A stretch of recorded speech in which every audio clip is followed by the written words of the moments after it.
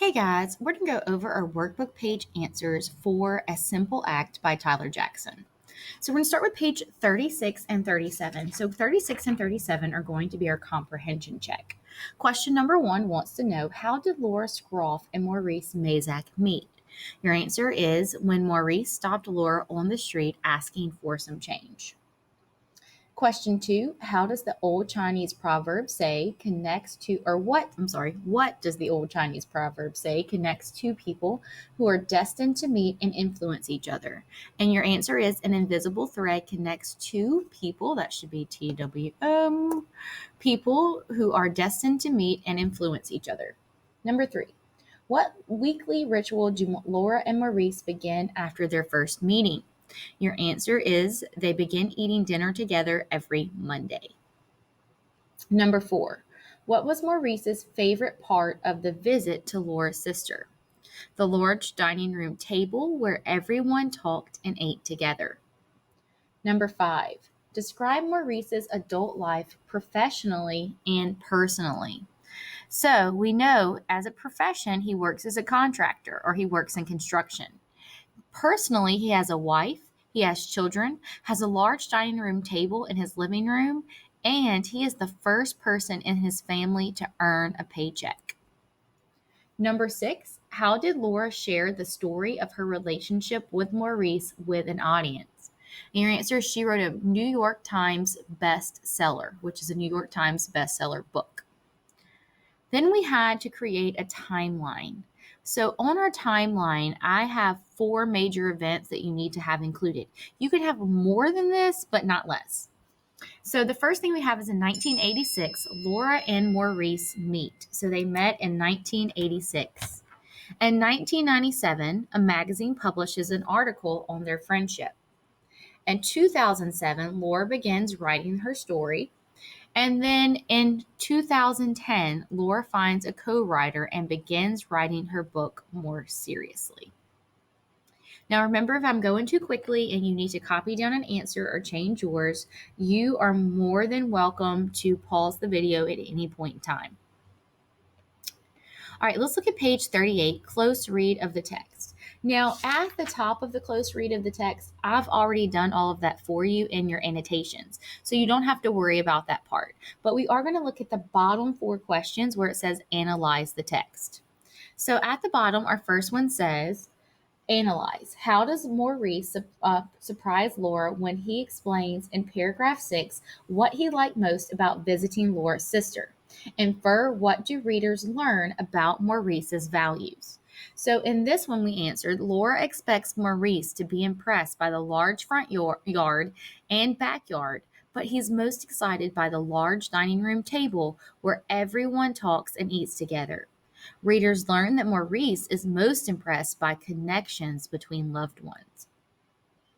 For number 2, and remember, you can abbreviate any of this, write smaller, leave parts out. You don't have to write in complete sentences. This just goes in the margin of your book for additional information. Number 2, draw conclusions. How do both Laura and Maurice benefit from their relationship? For number 2, we have Maurice gains food, friendship, exposure to new places, new ideas, and new possibilities. And we learn that in paragraph 5. And we learn Laura gains a child to care for. That's also in paragraph 5. Number 3 says evaluate. In paragraph 7, the author mentions that a book about Laura and Maurice's friendship became a bestseller.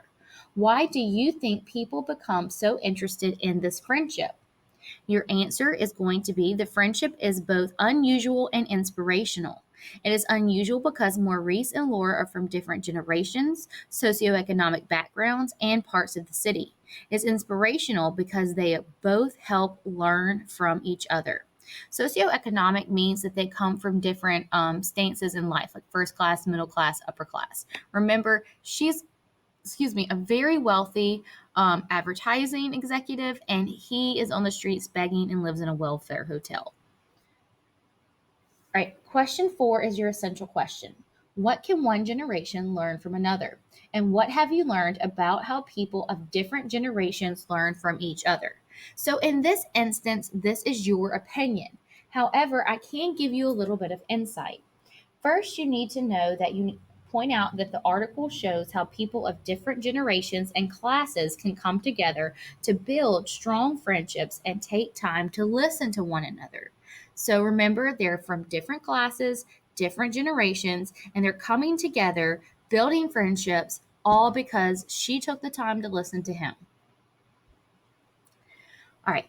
Now, we're going to move on to page 39, which should be Analyze Craft and Structure. So we start off on our Analyze Craft and Structure page with this little chart. And in your chart, I'm going to give you the information, but you can have completely different information.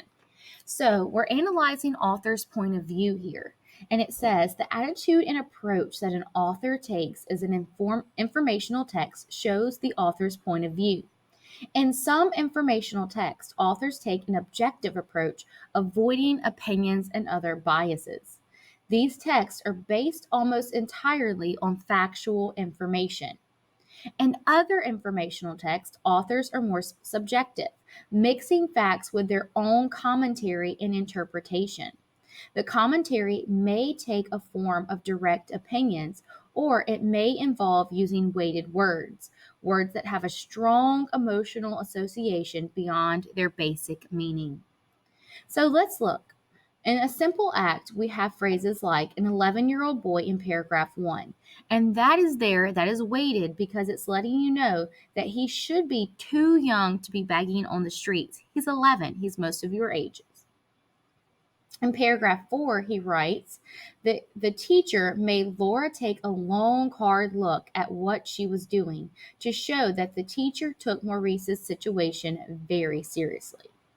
So question 1 or your chart says, reread paragraph number 3. Use the chart to analyze the author's use of weighted words and phrases as an effect these word choices have on the readers. So these are some that we came up with in class. The first one is too tight sneakers, and those are sneakers that are too small, and this creates sympathy for Maurice because his shoes do not fit him properly.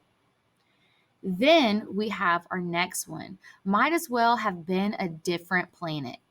This shows, or the precise meaning is they live different lives. They're from different cultures and different backgrounds. The effect that these words have is that it emphasizes how different they are and why the friendship is so unusual. And our third one was an invisible thread. And what this one's precise meaning is they have a connection or a bond. And the effect is that destiny or fate is playing a hand in their friendship. Question 2 says, explain how the weighted words in paragraph 3 affect the reader's understanding of the differences between Maurice's life and Laura's life. So we have the weighted words in paragraph 3 show that Laura had a much more comfortable life than Maurice. So we learn from paragraph 3 that her life currently is much more comfortable than his. Question number 3. Find an additional example of weighted words in paragraphs 5 through 9 and explain why the author might have chosen such language. So I'm going to give you a specific example that I thought was beneficial. I chose paragraph number 6, had seriously doubted he would live to be an adult. I chose this one because it shows that he has no hope for his future at 11 years old. As an 11-year-old child, he doesn't think he's going to make it to adulthood. And then number 4, how would the reader's understanding of the article differ if the author had avoided using weighted words and used more objective language? So if they would not have put in their own personal opinion.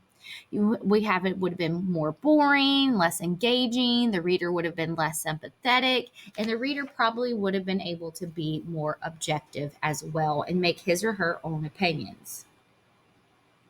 All right, let's look at page 40. Page 40 is our concept vocabulary. And remember, our concept vocabulary has a couple sections. So our first section is why these words. It says the concept vocabulary words help to show relationships between people. For example, the old Chinese proverb says that an invisible thread connects or joins together two people who are destined to meet. In turn, these two people will influence each other or affect each other in an important way. Notice that both words relate to the relationship between Laura and Maurice. So we need to know, how does the concept vocabulary sharpen the reader's understanding of the relationship between Laura and Maurice? And for number one, under why these words, we have it as clear and descriptive, and it lets readers feel what Maurice and Laura felt. Our second question, it says, identify two other words in the selection that are related to the concept and explain how they are related. I chose the words involved, felt, learned, sharing, and Auntie Lori. I felt like those all showed their connection or their bond, like that they felt a love for each other, they learned from each other, they were sharing information. He cares enough to call her Auntie Lori, and they are involved in meeting every Monday for dinner. All right, then we have our practice. So for practice, it says to use each concept vocabulary word in a sentence. Now, if you can fit more than one word in a sentence, that is fine. You can do that.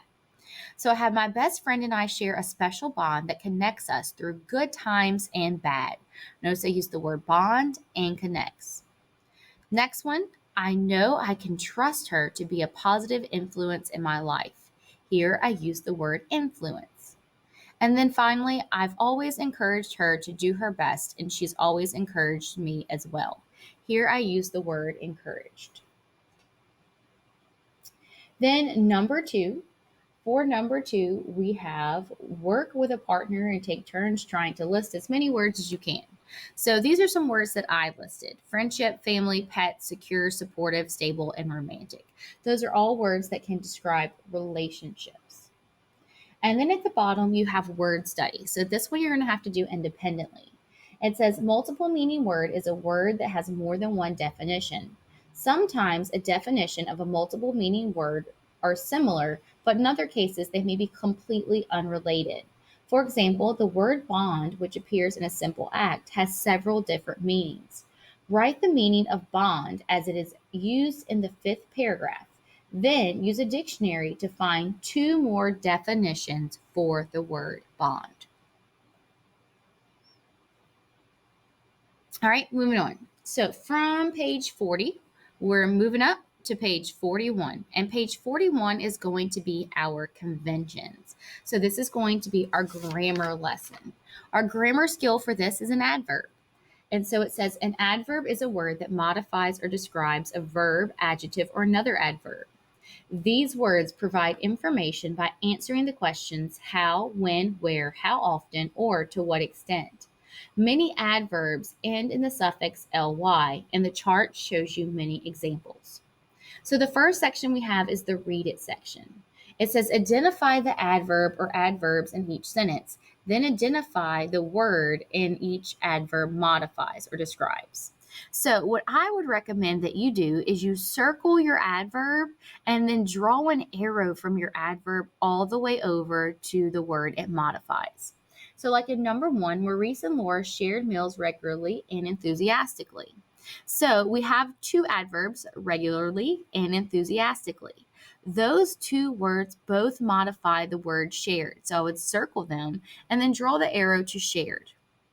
Then we have in our next sentence, they often exchanged opinions and frequently agreed. So here we have the word often, that's our adverb, we would circle it, and it modifies the word exchange. I would draw an arrow from often to exchanged. Then we have frequently. I would circle the word frequently and draw an arrow to the word agreed because that is what it's going to modify. C says later, Laura befriended Maurice's children too. I would circle the word later because later is my adverb, and I would draw an arrow from later to the word befriended because that's what it's modifying. It's telling you when he or she befriended the other person. And then D says Laura's book was very popular and deeply affected many readers. Here we have the first adverb very, and very modifies popular. So I would circle very and draw an arrow to popular. Then we have deeply. I would circle the word deeply and draw an arrow to the word it modifies, which is affected. Number two wants you to reread paragraphs 4 through 7 in the text. Mark the adverbs, identify the words that they modify. So I have paragraph 4, gradually modifies became, and that's a how. Paragraph 5, always modifies wanted, and that's a when. Paragraph 6 never modifies left, and that's how often, and seriously modifies doubted, and that's to what extent.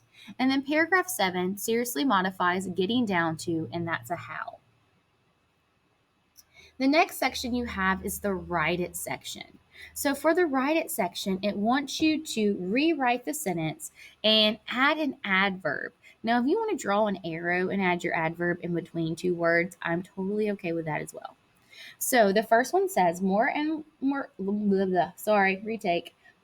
Laura became good friends. When did they become good friends? I used the word soon. So Maurice and Laura soon became good friends. Number 2, Maurice confided in his new friend. How did he confide? You could use the word openly or happily. There are lots of other options as well. Then number 3, they pushed each other to try new things. How often did they push each other? You can use the words often or frequently. I hope all of this information helps. I hope you guys checked your answers, and please let me know if you have any questions.